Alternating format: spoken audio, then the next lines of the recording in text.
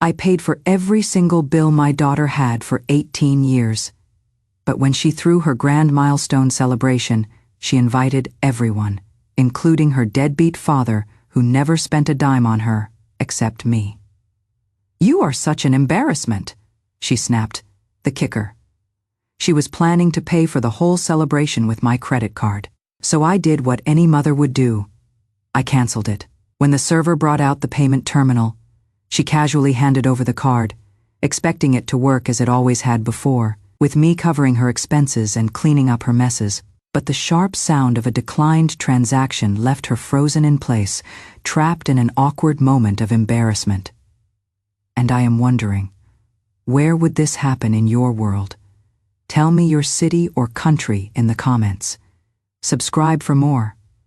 Then let me explain how this mess came to be.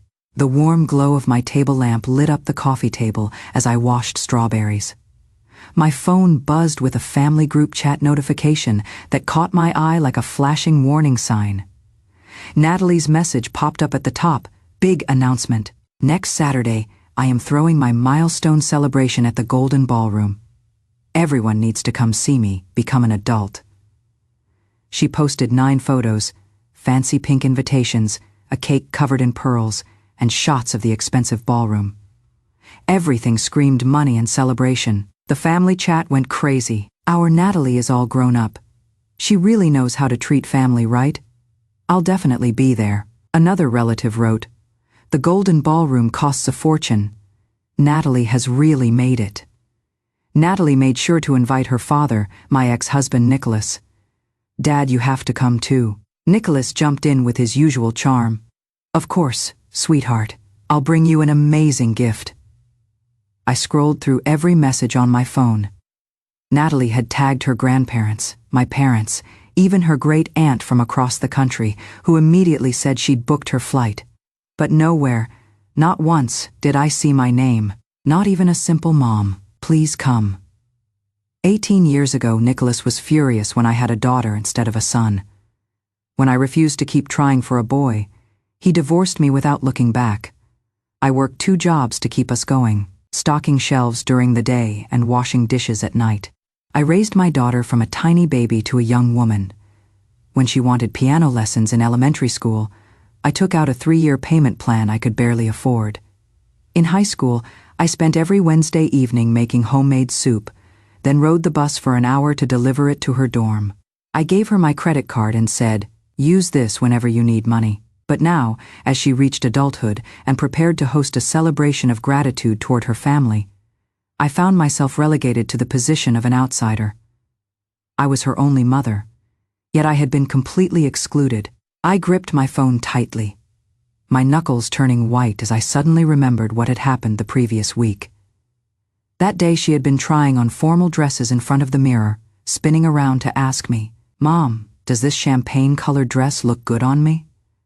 Do you think it makes me look too mature?" I had smiled while helping her smooth the hem, saying, "It looks beautiful. My daughter looks wonderful in anything she wears." At that moment her eyes had been bright with excitement, but she hadn't mentioned even once that she wanted me to attend and see her celebration. My phone vibrated again. It was Nicholas calling. "Hello, Savannah." His voice carried a light, cheerful tone, as if he were deliberately calling to gloat. "You know about Natalie's coming-of-age celebration, right?" She was worried some people might miss the announcement, so she tagged everyone individually. "Yes, everyone except me," I replied, trying to keep my voice steady, though I couldn't prevent a slight tremor at the end. There was a pause on the other end of the line, followed by a careless laugh. "Oh my, she must have forgotten. Of course you'll be there." Did she really need to mention it specifically? The word forgotten felt as light as a feather, yet it struck my heart with devastating force. I looked at the plate of strawberries on the coffee table, the ones Natalie had mentioned wanting the day before. I had carefully selected the largest, reddest ones available. Only now did I understand that some things aren't forgotten, but simply never considered important. I struggled to control my voice, not wanting to give Nicholas the satisfaction of hearing me break down. "I have to work that day. I won't be able to attend." Nicholas let out a short, mocking laugh. Working? What a shame. But work comes first, I suppose. Don't worry, I'll make sure to keep Natalie company at the celebration. After hanging up, I stared at Natalie's chat window for half an hour, waiting unconsciously for some kind of message from her. When my phone finally vibrated, it was several credit card payment notifications that popped up on my screen. Party favors, $3,200. Formal dress, $5,800, and a leather belt she had bought for Nicholas as a thank you for attending gift, $1,600. These numbers felt like small knives, cutting into my heart one by one. Meanwhile, there was a cashmere sweater I had looked at 3 times the previous week, priced at $98. I still hadn't been able to bring myself to purchase it. I stared at those painful charges while watching Natalie curry favor with Nicholas in the family group chat, basking in his praise and affection. My heart sank, and a chill spread through my entire body. Suddenly, a cold and rebellious thought formed in my mind. Why should I accept this? Why should I allow my years of sacrifice and devotion to be treated as invisible? Why should I continue serving as her stepping stone, willingly supporting her and paving a smooth path through life? I opened my banking application, and the words "Remove Authorization" glowed prominently on the supplementary card management page. Images flashed through my mind, memories of her clinging to me as a small child, wanting to be held. I remembered holding her in my arms during a midnight trip to the hospital when she had a fever, waiting in line until dawn. I recalled the essay she had written saying, "The person I love most is my mother." But all of these precious memories couldn't overcome the deliberate slight of being excluded from her celebration of gratitude. Outside my window, the streetlights had come on. I looked at the strawberries on the coffee table and suddenly realized that some forms of giving needed to stop. I took a deep breath and moved my finger to the confirm button. The screen asked, "Confirm removal of authorization?" I pressed confirm. As the pale blue text reading "Operation Successful" appeared on my screen, I felt as if I had finally removed a heavy burden I had been carrying for 18 years. Even my breathing felt lighter. However, this sense of relief lasted less than 3 minutes before my chest tightened again with anxiety. When Natalie discovered that the supplementary card was no longer working, she would certainly create a scene since childhood. She had thrown things when upset, and I could only imagine how she would demand to know why I had cut off her money. I didn't tell anyone about what I had done, not even the relatives in our family group chat. I knew their personalities too well. If they discovered I had canceled the supplementary card, they would surround me with platitudes like "mothers and daughters never stay angry overnight," and "children don't know any better." I had been hearing these phrases for 18 years, and they were both tiresome and useless. The next morning, I woke early. The living room was still quiet, and Natalie had already left with her bag. In the entryway, she had left behind the packaging from her formal dress, still uncollected from the night before. I picked up my phone to scroll through social media, and the first post I saw was hers, a black business sedan parked at our community entrance, with the caption "Arranged transportation for Dad." Below that was another photo showing the golden ballroom's decorations, with pink balloons formed into archways and a massive birthday cake positioned center stage. Of course, she knew how much I had sacrificed for her and how much money I had spent. She was simply playing dumb while fully understanding the situation, taking my devotion and support completely for granted. Compared to my daily exhaustion that left me unable to straighten my back, Nicholas's few phrases of "my daughter is amazing" and "Dad has your back" clearly held more appeal for her. I stopped dwelling on these thoughts and began preparing for what would happen that evening. First, I sent Natalie a message saying I would be traveling for business for several days. Then I turned to pack my luggage. By the time I finished packing and left the house, there was still no reply on my phone.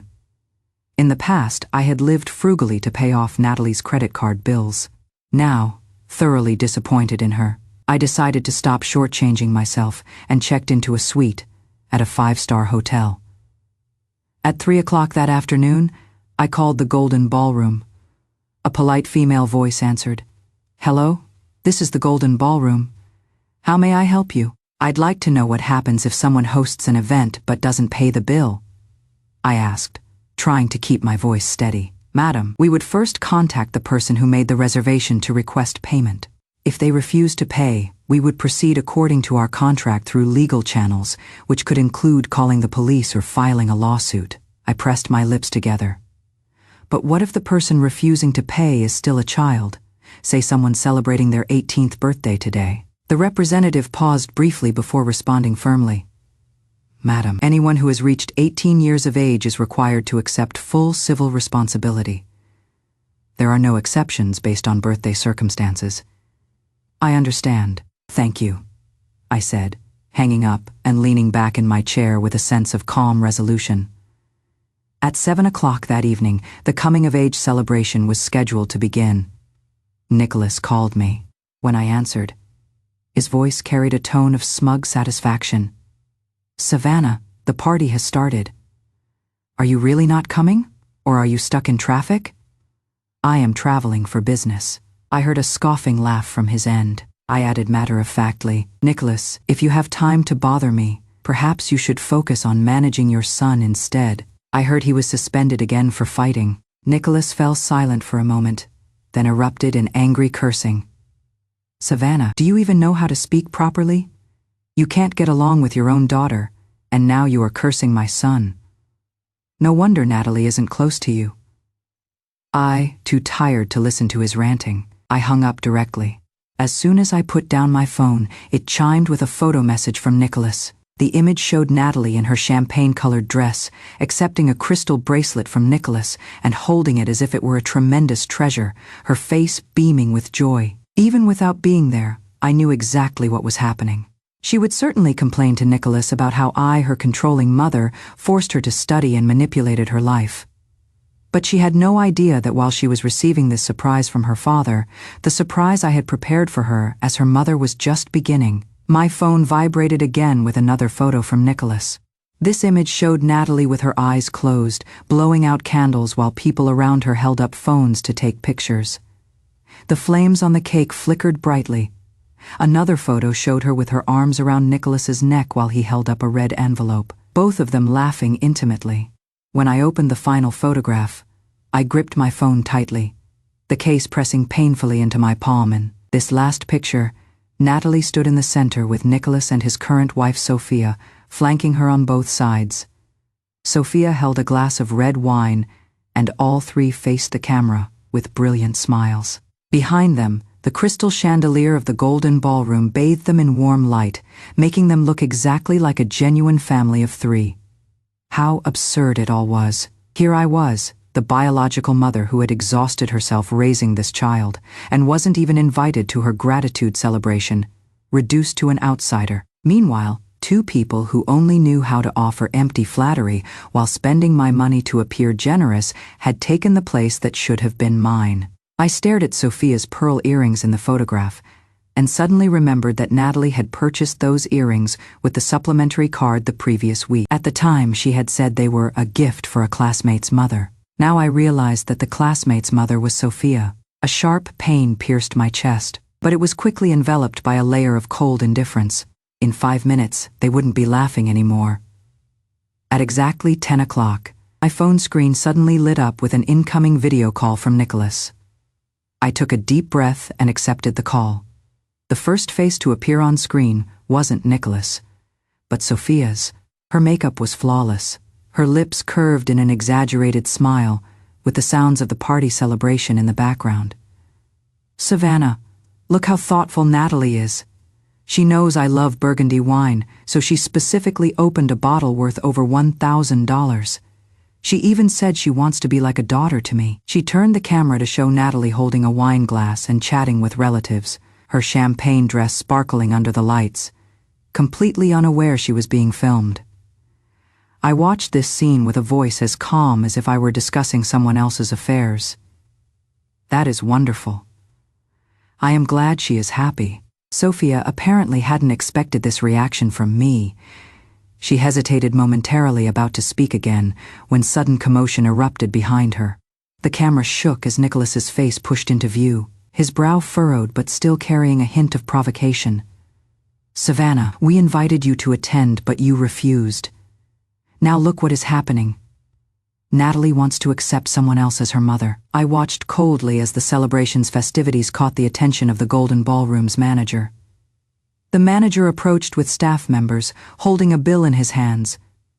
"Tonight's celebration expenses total $58,000. Who will be settling the account?" Natalie walked over and casually pulled the supplementary card from her purse, handing it over with a cheerful tone. "I'll pay. Please charge this card." Sophia immediately moved closer to the camera, raising her chin defiantly toward me. "See that, Savannah? So what if you raised Natalie? She is still using your money to show kindness to us. I really must thank you for raising such a wonderful daughter for us." Nicholas joined in the laughter, his eyes filled with satisfaction. I said nothing, only stared at the payment terminal on the screen. The server took the card and inserted it into the machine, pressing the confirmation button. Beep. Payment declined. The clear notification sound came through the speaker, and the celebration noise in the ballroom immediately dropped by half. Sophia's smile froze on her face as she looked up to ask Natalie, "What is wrong? Is it a poor signal?" The server tried again, producing the same notification sound. Beep. Payment declined. Natalie's face instantly turned pale. She grabbed the payment terminal and frantically entered the password with trembling fingers, pressing confirm repeatedly, but the screen continued displaying payment declined. She attempted this 3 times before finally throwing the terminal to the ground. The plastic casing cracked open and buttons scattered across the floor, the sound echoing sharply through the now quiet ballroom. All the relatives stopped their conversations and turned to stare, with people beginning to whisper among themselves. "What is happening?"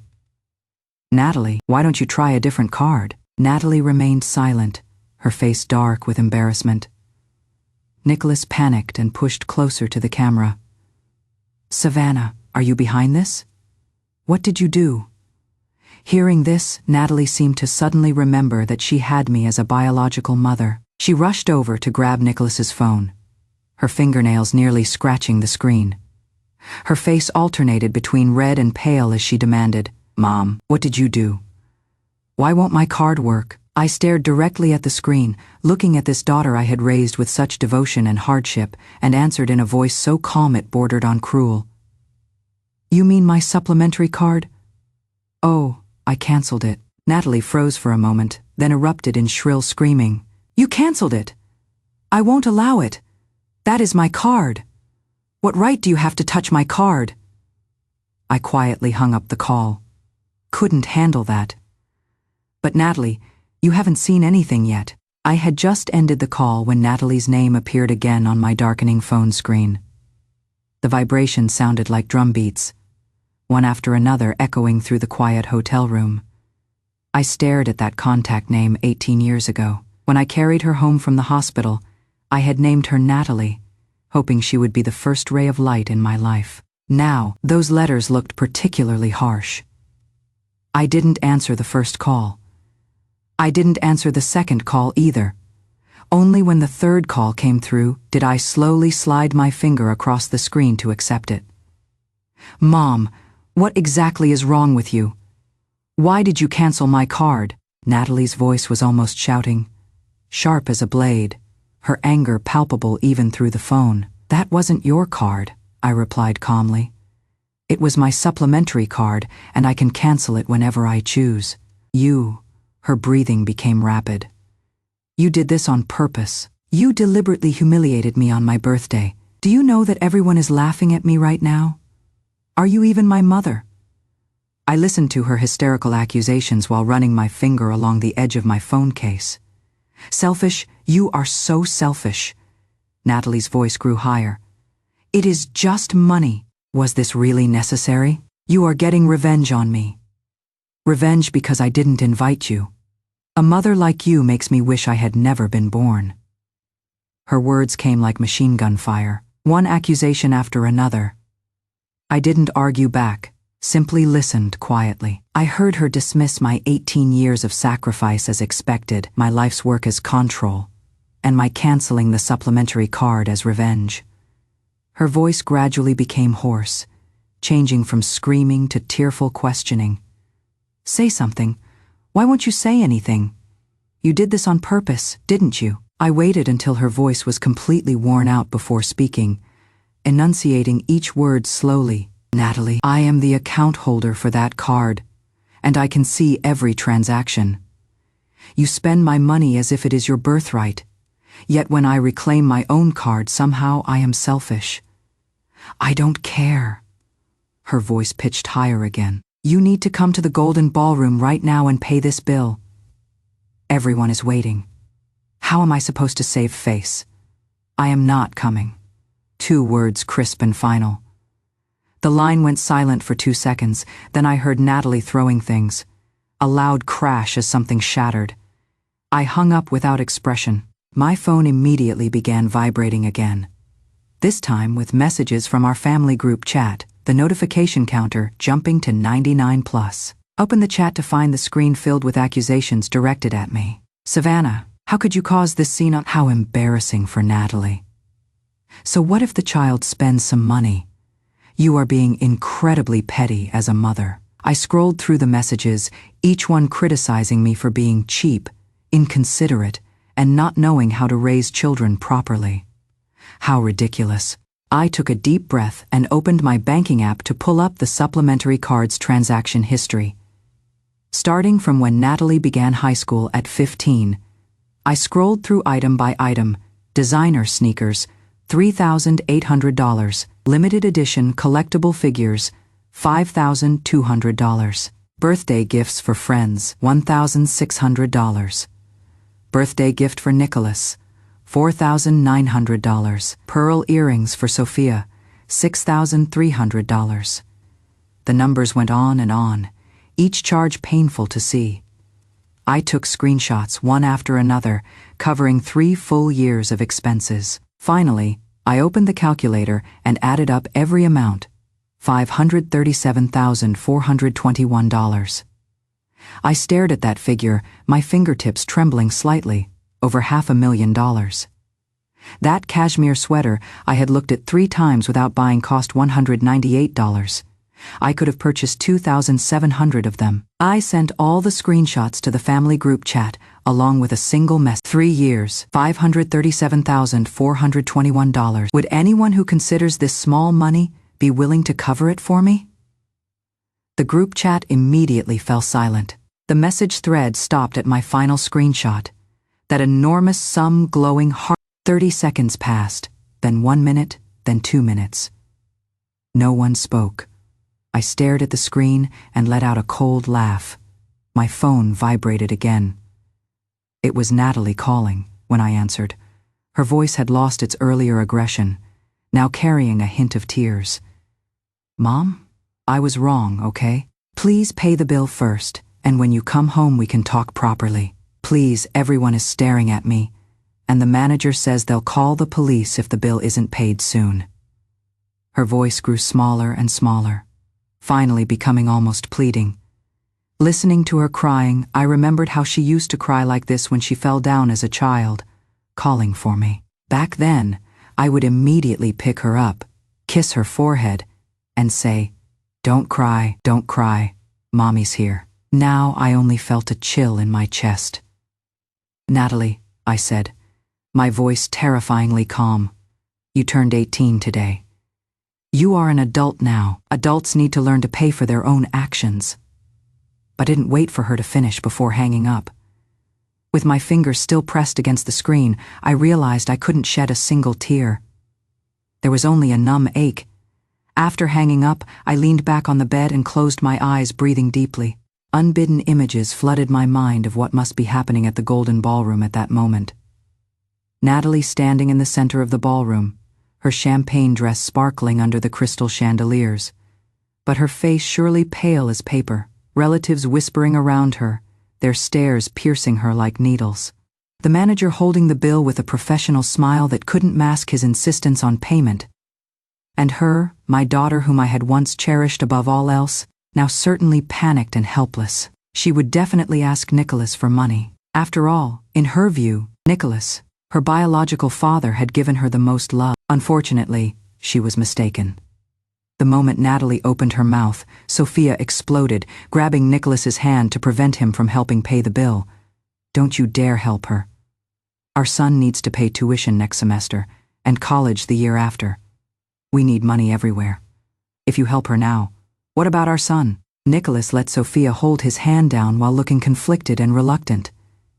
Natalie was nearly breaking down. "Dad, I am your daughter. You are not just my daughter," Nicholas replied coldly. With that statement, Nicholas showed Natalie his true nature. The relatives around them, seeing that even her biological father wouldn't help, certainly weren't about to offer assistance themselves. This scene made my chest feel tight, but I had no impulse to turn back. My phone lit up again.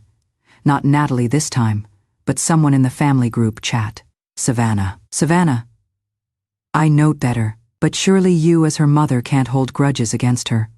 No matter what, you need to smooth this situation over first." I stared at these messages, each word carrying an air of absolute entitlement, as if my canceling the supplementary card was an unforgivable sin, while Natalie spending over $500,000 of my money could be dismissed as mere childishness.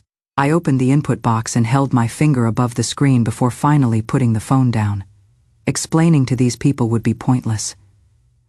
They would never understand what that $500,000 meant to me. It represented more than 2,000 days and nights when I bent over stocking shelves at the supermarket, my herniated disc causing such pain I could barely straighten up. Yet I gritted my teeth and persevered. It was every late night in the restaurant kitchen washing dishes while my hands cracked and bled from harsh detergents. I didn't dare stop working. It was countless moments standing in department stores, yet all of this, in Natalie's eyes, was nothing more than casually entering a 6-digit password when swiping a card, light as air taken completely for granted. I stopped monitoring the situation with Natalie, took a shower, and went to sleep.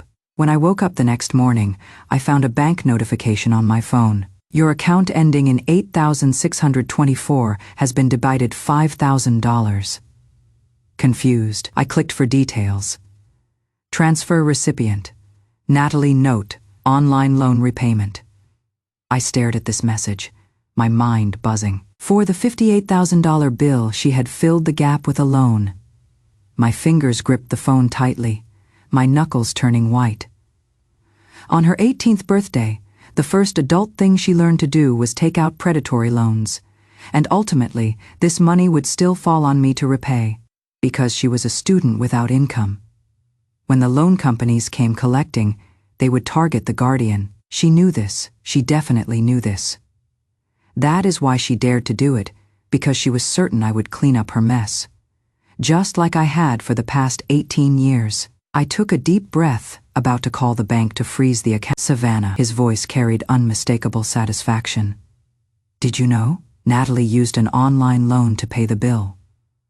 I said nothing. $58,000. And you know how high online loan interest rates are? He clicked his tongue. "If you still want to claim this daughter, you'd better transfer the money quickly, before she gets in deeper." "She is your daughter too," I said coldly. "Oh please. I never wanted a daughter in the first place." "You insisted on having her," Nicholas replied carelessly. "If it weren't for the fact that she is grown now and doesn't need my support, I couldn't be bothered with her. You've spoiled her rotten, so what does that have to do with me?" Every word he spoke was self-righteous, as if he wasn't the one who had pressured me to abort the pregnancy, who had almost drowned her as an infant because he was disappointed she wasn't a boy, who hadn't paid a cent of child support for 18 years. "Nicholas." My voice was so quiet it was almost emotionless. "Say that again."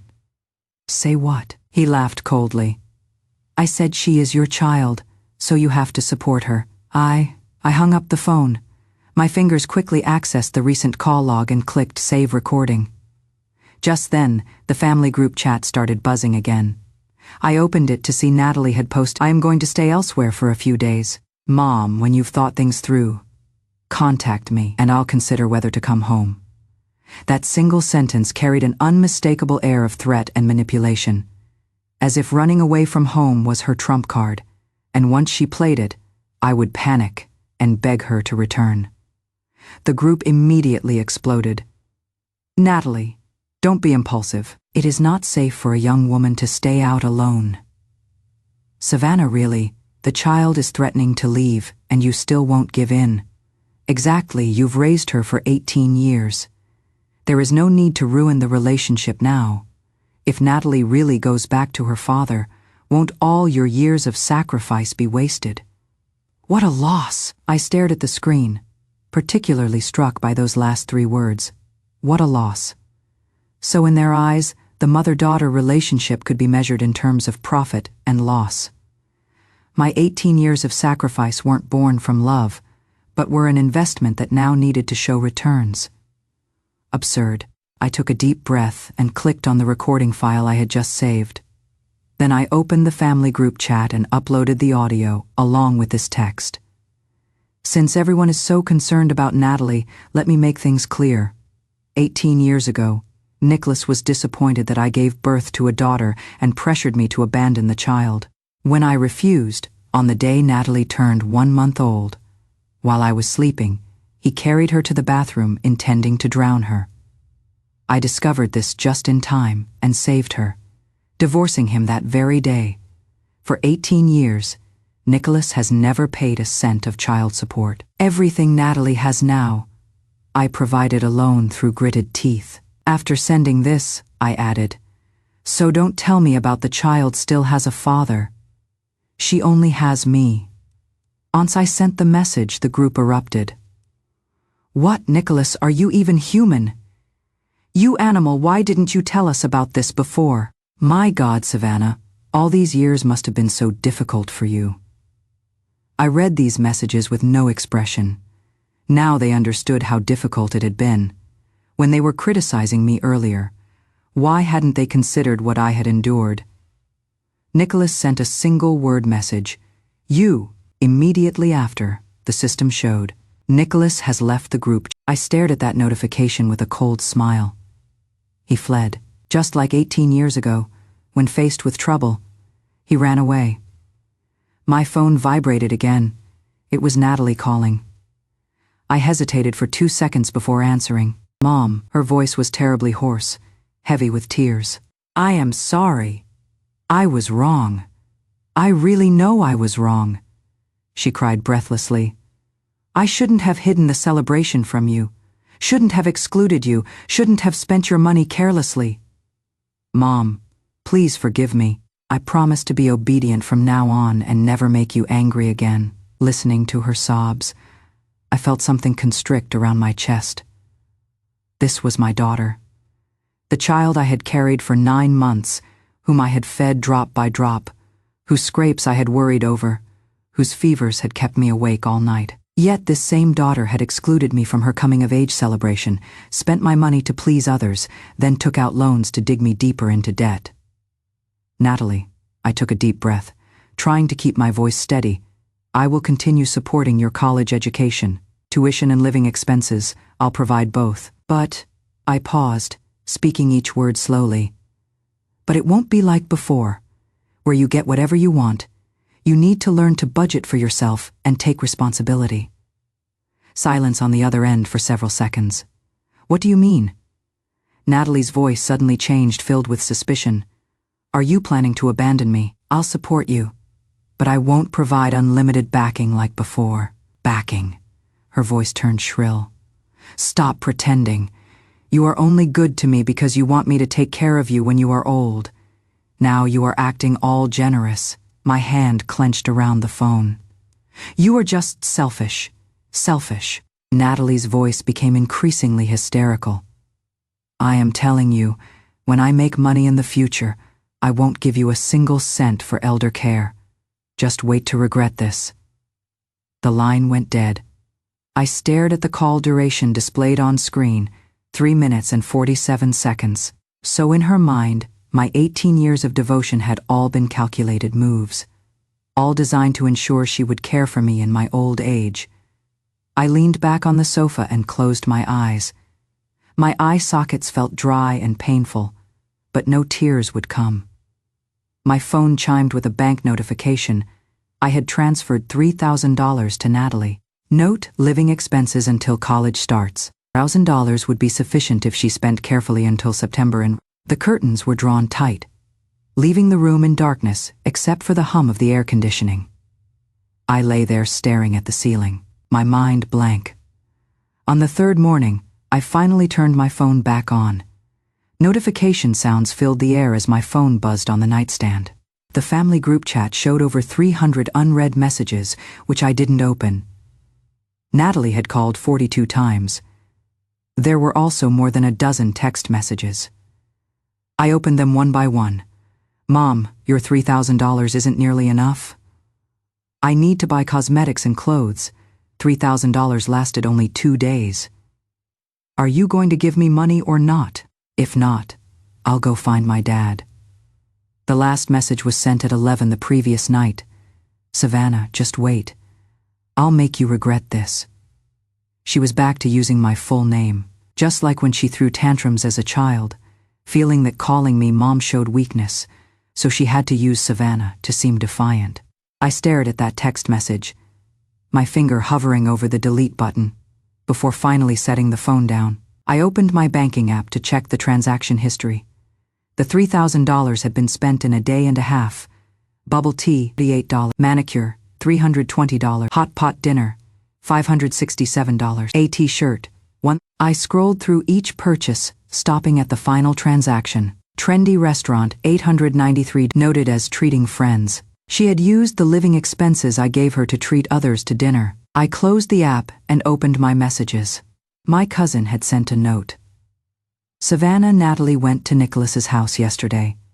I heard she caused a scene at their door all night. I didn't reply. Half an hour later, my aunt sent a voice message. Savannah, Natalie is in the hospital now. You should go see her quickly. I heard Sophia hit her. I clicked for details, and my aunt had sent a photo. The image showed Natalie lying in a hospital bed, her face covered in bruises, her hair disheveled, her eyes swollen to slits. She stared at the camera with pure hatred in her gaze. I looked at that photograph for a long time before closing the conversation. I didn't go to the hospital. I didn't reply to any messages. I got up and packed my luggage, folding the clothes from the past few days and placing them in my suitcase. Then I opened my laptop, went to a shopping website, and searched RV. The page displayed rows of recreational vehicle images with specifications, prices, and reviews. I clicked through them one by one. Finally, I selected a white one. Not too large, not too small, just right for one-person price. $380,000. I hesitated for a few seconds, then clicked Buy Now. The payment page appeared. I entered my password and pressed Confirm. Payment successful flashed on the screen, and suddenly the oppressive weight I had carried in my chest for 18 years lifted. I was going to travel alone, in an RV, going wherever I wanted. No more watching anyone's reactions. No more heart-stopping moments over someone else's credit card bills. No more waiting by my phone in the dark for a message saying, Mom, I miss you. I closed the laptop and pulled open the curtains. Outside was a brilliant blue sky with clouds as thin as transparent gauze, sunlight streaming down unobstructed. I took a deep breath and said to that expanse of blue, Savannah, from now on, live for yourself.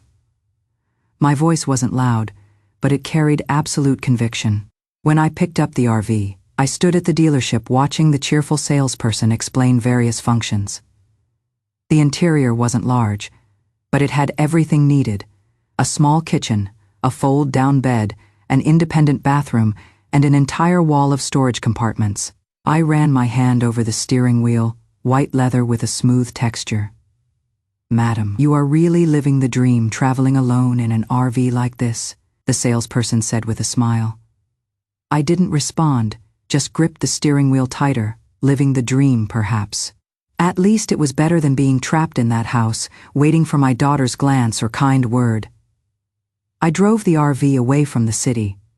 My first stop the seaside. At 5 in the morning, I climbed out to photograph the sunrise. Through my camera lens, The sky gradually changed from deep blue to orange-red, waves rolling onto the beach in layers before retreating. I posted the photos to my newly created social media account with the caption, "My first spontaneous journey." Unexpectedly, this post received over 3,000 likes. The comments were filled with envious voices. "I wish I could be as free as the blogger. Solo travel, so cool. Please share the RV model and price."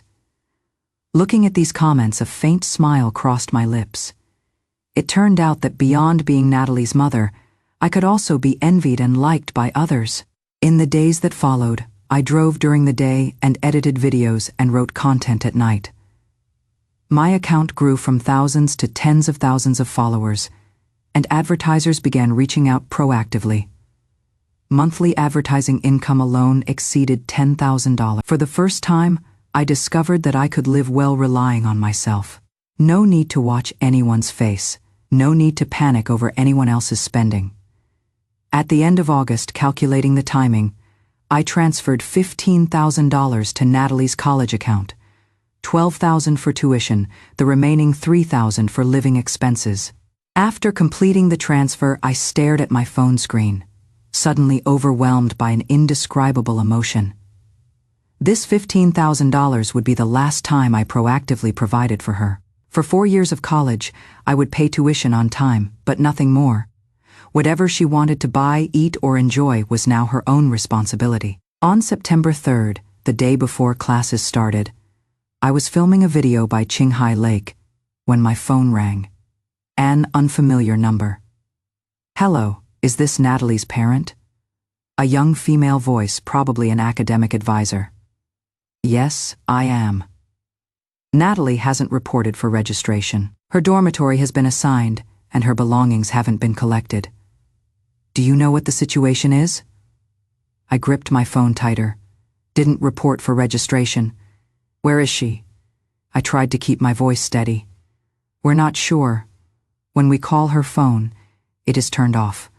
Please contact her. If there are special circumstances requiring leave, we need to process the paperwork soon." I hung up and immediately dialed Natalie's number. It was turned off. I tried again. Still off 5 consecutive attempts, all met with the cold system message, "The number you have dialed is powered off." My hands began to tremble.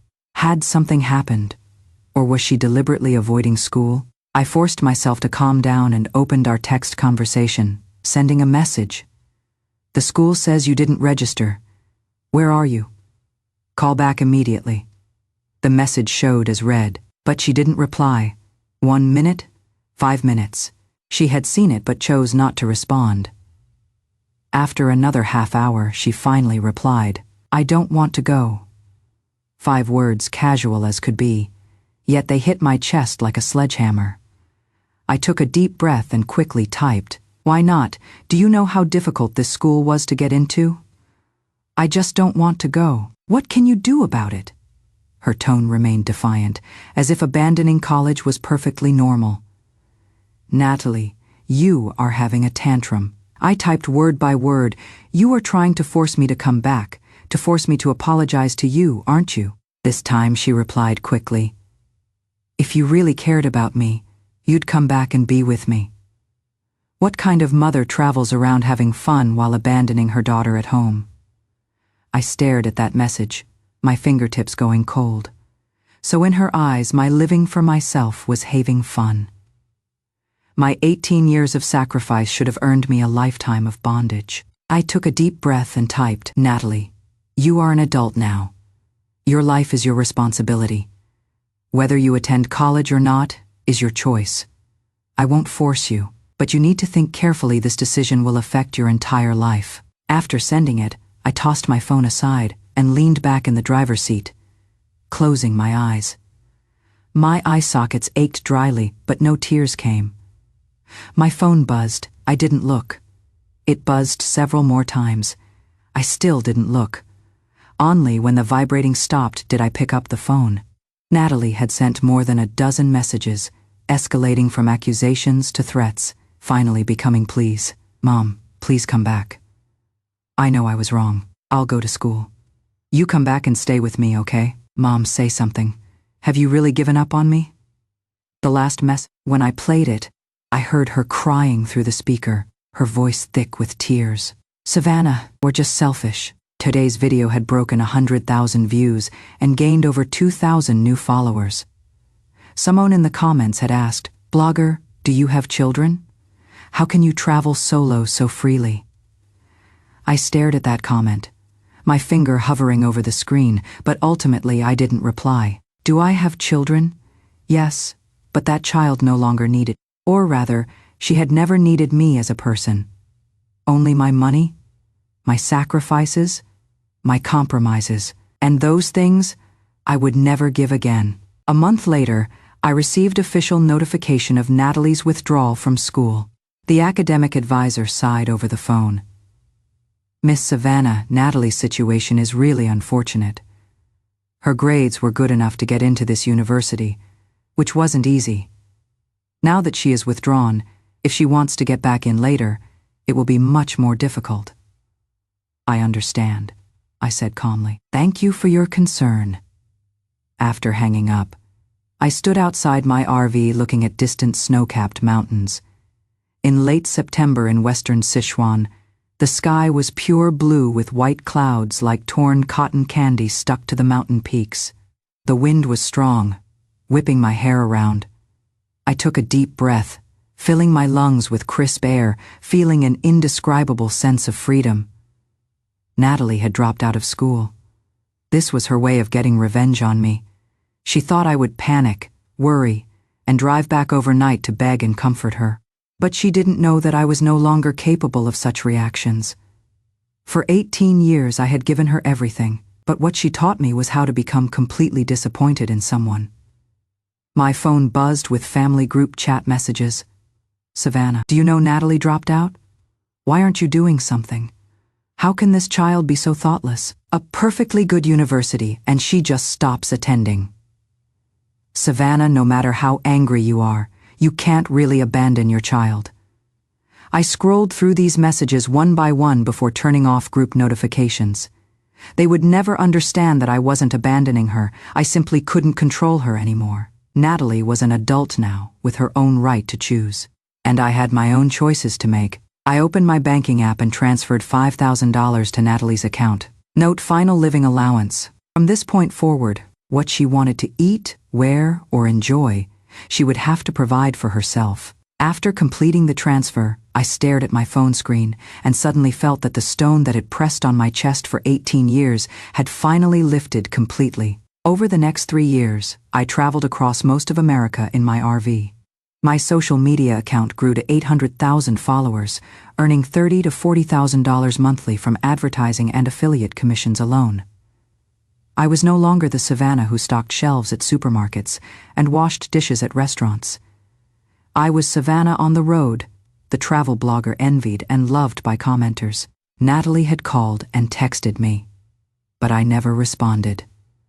3 years later, I drove my RV back to that familiar city, not for Natalie, but to film a returning home episode. Parking outside our residential community, I looked up at that building, the 18th floor, 3rd unit from the left that had once been my home. I sat in the RV for a long time before finally opening the door and stepping out. The elevator stopped at the 18th floor. As the doors opened, I saw her. Natalie. She stood in the hallway leaning against the wall, head down playing with her phone, hearing the elevator. She looked up. The moment she saw me, she froze completely. Mom. Her voice was soft, tentative, and careful.